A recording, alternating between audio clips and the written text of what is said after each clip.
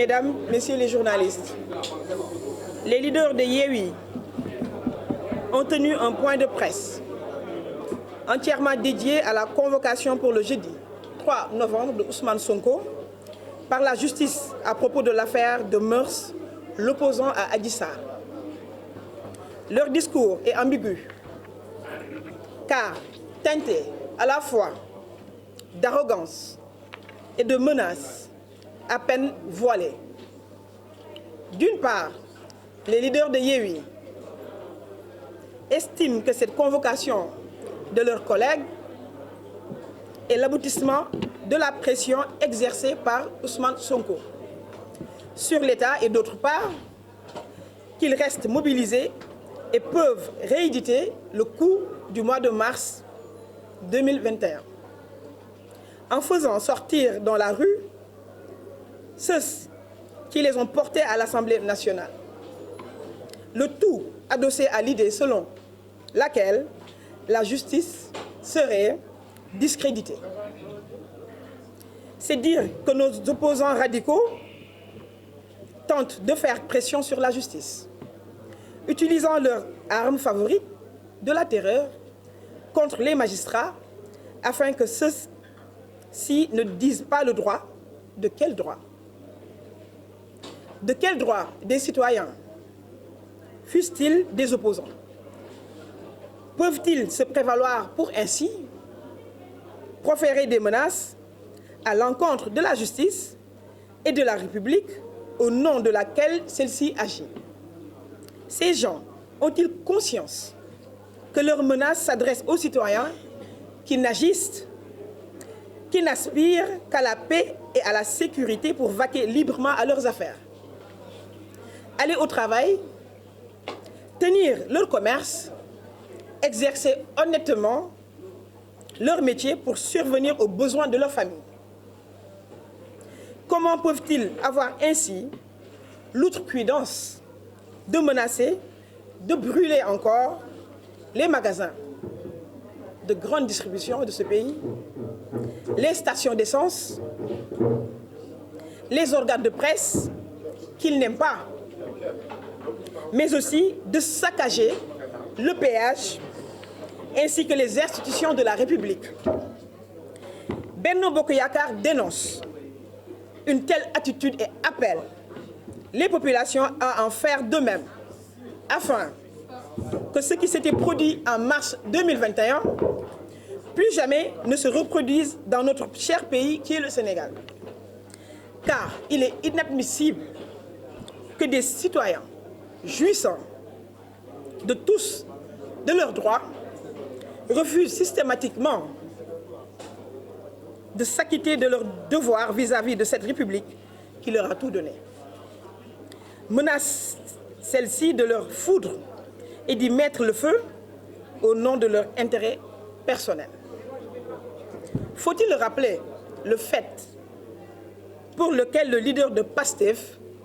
Ousmane Sonko, est convoqué par la justice, qui est semblable à ceux pour lesquels nombre des citoyens ont été poursuivis par Dame Justice? Nous constatons que le leader de PASTEF semble reconnaître qu'il est un justiciable comme tout autre citoyen, dont le devoir est de répondre à la convocation du juge. Une telle posture aurait permis d'éviter les 14 morts et la perte de milliards suite au saccage perpétré en mars 2021. Dès lors, il est tout de même étonnant que ses collègues de Yewwi soient si peu respectueux des institutions de ce pays au point de refuser qu'un des leurs aille répondre devant la justice. Merci. Asalaamaaleykum mbokk yi ñu ngi leen di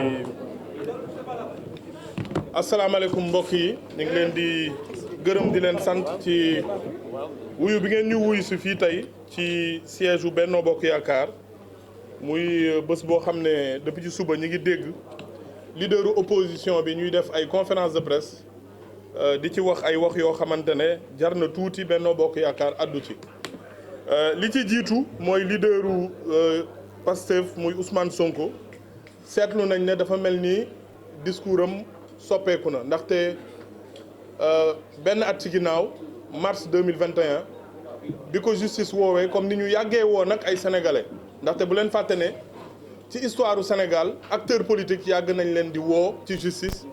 ci tuuma yoo xamante ne teg nañ leen ko boo leen fàttalikoo président Mamadou Dia justice woo na ko wuy ji na boo leen fàttalikoo président Abdoulaye Wade justice woo na ko wuy ji na président Idrissa Seck justice woo na ko wuy ji na président Macky Sall bi ñu koy woo commissariat central ñun ñëpp fi la ñu fekk Khalifa Sall woo nañ ko wuy ji na Ousmane Sonko nag moom saa yuñ ko woowee li muy njëkk a def mooy wax ne moom kenn waru ko woo te defe naa ne loolu sax du lu bees ndaxte moom kenn waru ko woo ci justice yéen journalistes yi boo leen demee da ngeen di toog ci suuf fii boo leen ñëwee sax di ngeen toog ci ay banc boo leen demee foofu doo leen poser question yenn saa yi tamit mu defal leen vidéo conférence ak yu demee noonu waaye tey li nga xam ne moo am solo ñu war ko xam mooy waxam dafa soppeeku mel na ni dafa mel ni kuy jëm mag wala kuy ragal si yàlla koo xamante ne jàpp na ne tey buñ ko woowee war na wuy ji diggante daaw ak ren lan moo xew diggante daaw ak ren li fi soppeeku lenn la mooy état du Sénégal defe naa dafa jël ay matuwaayam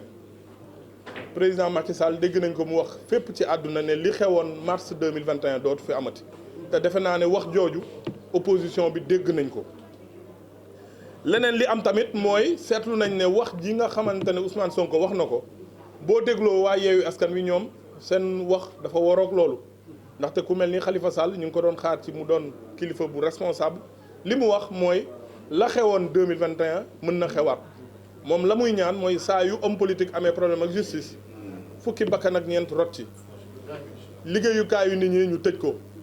boutique yi ñu taal leen mbedd mi ñu salfaañee ko ba kenn du mën a xëy kenn du mën a liggéey loolu nag jeex na ci Sénégal ndaxte Sénégal amul ay acteurs politiques ak ay citoyens normaux yoo xam ne bu la neexee nga woo leen ñu dem wuyu justice ak ñoo xam ne du ñu wuyu justice problème mu équité devant la justice la ñu am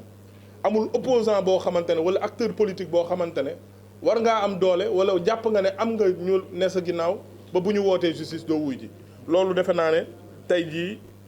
jeex na fi mel na ni nag Ousmane Sonko mel na ni da koy bëgg a xam si looloo tax ñun li ñuy wax mooy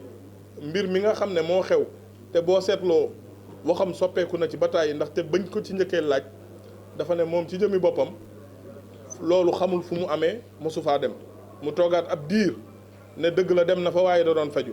mu toogaat ab diir ne moom kenn du ko woo ndaxte moom deful dara waaye boo leen seetloo beneen xale bu jigéen bi moom waxam mosta soppeeku li mu mos a wax moom la wax ba tax waa ji mosta nangu janoog moom mais li ñu bëgg a xamle rek mooy Sénégal ñun bi ñu bëgg ak bi ñu teew nii tey jàpp nañ ne doon homme politique wala doon nangam ak nangam warta tax yow sa àq ak sa yelleef mu ëpp bosu keneen donte jigéen la ju amul waajur donte jigéen la boo xam ne ay atam matul wala jigéen la joo xamante ne mën naa am nañu ko xeeb wala yu demee noonu donc tey li nga xam ne moo am mooy responsabilité bi nga xam ne moo war a am te ñu jël ko mooy ñun république lañ république mooy ñëppay bokk ak bokk yelleef bu nit ñi waree jàng ki am mën ngaa jàng ji fi ngay fayee waaye ki ñàkkit war nga am école publique ki nga xam ne da nga dëkk réewu taax war nga am tali waaye keneen di war na am leneen mooy li nga xam ne mooy mbébétu président Macky Sall waaye ci justice képp koo xamante ne da nga am lu la métti da ngay tuumaal nit wax ko waxaat ko justice bi daf laa war a déglu kon ñun du ñu def lu dul encourager acteurs yi ñu dem comme Ousmane Sonko moom moo ko laajoon moom moo ne dafa bëgg justice woo ko daf ko yàkkamti ba tax mu uti fukki avocat ak juróom ne day wuy ji kon na dem wuy ji waaye leneen li am mooy ñun Benno Bokk Yaakaar dañuy laaj gouvernement Sénégal mu jël ay responsabilités responsabilité mooy lan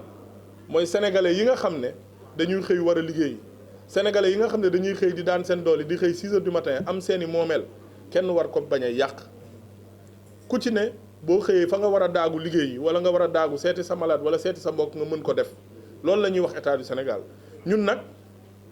tàmm nañ waxi politicien bu ñu déggee waxu danaa dem wuyu ji du tax ñu jàpp ne rek di nga wuyu ji mën na am appel du pied la wala li xale yi di wax jeu sans ballon ñun dinañ def li nga xamante ne mooy veille bi ci war te dinañ wax état du Sénégal ministère yi régalien yi nga xam ne ñoom ñoo yor àq ak yelleefu sénégalais ñoom ñoo yor kaaraange réew mi ñu topp loolu ba mu egg fa mu war a egg leneen li nga xamante ne moo am tamit te ñu war ko bàyyi xel mooy gis nañ ci discours Ousmane Sonko ne léegi li xew ci bitim réew da ko intéressé léegi pepp yi ñu daan wax ne président Macky Sall da koy yalwaani bitim réew léegi nee nañ à l'international Sénégal dañu war a góorgóorlu jamono ji dafa métti ñun jamono ji xam nañ ne dafa métti li tax bi mars ak léegi ñu jël lu toll ci 627 milliards maanaam juróom-benn téeméer ak ñaar fukk ak juróom-ñaar ci budget Sénégal def ko ci dund bi jël salaire u fonctionnaires yi yokk ko gën a yokk suñu loxo ci dund gi fexe ba lépp loo xam ne gasoil la fexe ba lépp loo xam ne ceeb la suukar la lépp loo xam ne dëwlin la ñu fexe ba nga xamante ne tey jii ñu ngi koy subventionné ngir sénégalais yi gën ko mën a attan ndax ni jamono méttee ñun xam nañ ne jamono dafa métti te fan yii rek président de la république jox na ndigal premier ministre Amadou Ba ma ànd ceeg moom ñu def concertation ngir déglu sénégalais yi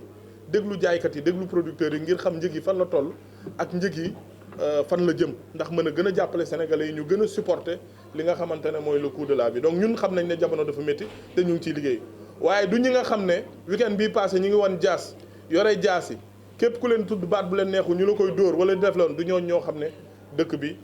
neexul donc li ñuy woote rek mooy ñu respecter suñu institution yi respecter sénégalais yi problème bi du problème mu lenn lu dul ab sénégalais bu jotee ak benn sénégalaise ñu war a dem justice ñun seetuñu ku def ak ku deful seetuñu ku tooñ ak ku tooñul xam nga lan la ñu wax dañu ne justice doole bi mu am ci Sénégal ku procureur woo waxtu añ da nga war a bàyyi sa añ dem wuyu ji ko te loolu lañ bëgg ñu sàmmante lu mel noonu ba nga xamante ne li nga xamante ne ñi fi jaar ci politique yëpp te ñu naw leen loolu lañ def ci arène bi donc loolu moo doon kàddu yi ma doon fàttali rek ne liggéey bi li nga xamante ne moom mooy li nga xam ne moom la ñu war a def mooy respecter rek suñuy règle ñun Benno Bokk Yaakaar ñi ngi taxaw vigilant di ñaax sénégalais yi ku ci ne rek boo xëyee nga ne ci jàmm ñu bañ la woo ci ay waxi caaxaan ndaxte justice la boo xamante ne ñëpp la fi nekkal li koy wane mooy jàpp nañ ne bu yàggul rek am na fi ay nit yoo xam ne justice woo na leen ay acteurs politiques lañ te ñooñu peut-être kenn bougé wu ci ne man du ma wuy ji wala man damaa am daraja sàngam wala damaa bokk fenn ba tax du ma wuy ji loolu mooy attitude républicain ndaxte république du Sénégal képp ku ko bëgg da nga war a am attitude bu war a tax nga mérito ko te loolu la ñuy xaar ci acteurs yi looloo taxoon tey ñu dajeek yéen ne fàttali yooyu dinañ leen ko fàttali wax nag citoyens yi ñu vigilant wax tamit force de défense et de sécurité yi ñu vigilant ndaxte du ñu nangu benn yoon am benn sénégalais rek boo xamante ne da nga jàpp ne yow buñ la woowee justice àdduna Sénégal la fa war a tukki wala dëkk bi dañ ko war a salfaañee loolu moo doon kàddu yi nga xam ne moom la Benno Bokk Yaakaar amoon tey di ko jottale mbooloo mi di leen gërëm di leen sant wasalaam.